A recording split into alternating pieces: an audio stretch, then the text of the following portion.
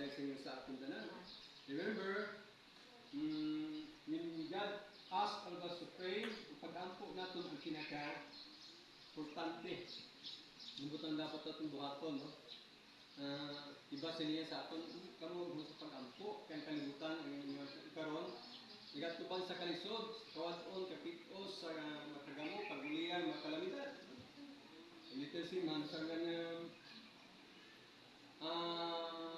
kalibutan sa kasing sitwasyon, ang dapat mo sa tao sa mapahitabo, man always be prepared for everything that might come to happen. Kasi niya, if you pray more, you have more power to have with.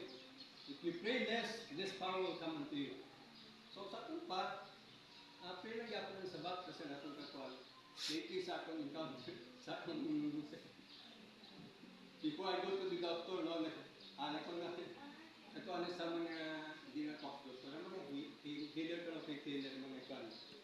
So isa lang kay healer sa mga lang kato, ang yan lang ang word, meaning kita natin yung isa mga ibigin dito, mali anong misay mo sa inyo nga manggulong para sa akong. Isa lang ata. Time pinadasal, sabi niya sa akin. Yun ang prayer na talagang, yun ang talagang pinag-importante. So, yun din isa na dalawa sa retailer. Pero dapat na pumunta sa retailer kasi alam mo na kung ano ito, di ba? Kaya nung nag-suffer na ako for 1 week sa hospital, hindi ako makalakad talaga. Gabi ang pain. Gabi ang hindi ako makatulog sa gabi. Sleepless nights.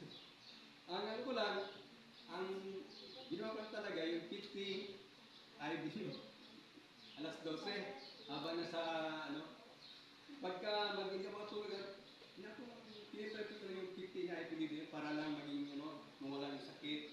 Nadama ko ang God is with me, is comforting you. Ibig sabihin, wala kang ibang dapat sisihin kumbaga. Everything might come to happen sa atin. In conformity with God's will, ang kita bilang tao, bilang anak ng Diyos, you have to accept the sufferings, the trials, the decision things, and everything that you are bound to suffer with. Importante, kilala mo yung Ginoo, no? Ang isa lang akong binibigay sa akong sakit. Nag-walk sa hospital, aral nga po itong same situation. Importante, parang kung di ko po lang pagaling, nagtawag kay nanay sa balay lang kumagkano, therapy sa ako ng sarili. No? So, when I was home, ang doktor ay biling ang maintenance o ibalik, kaya ang pinaka-problema, taas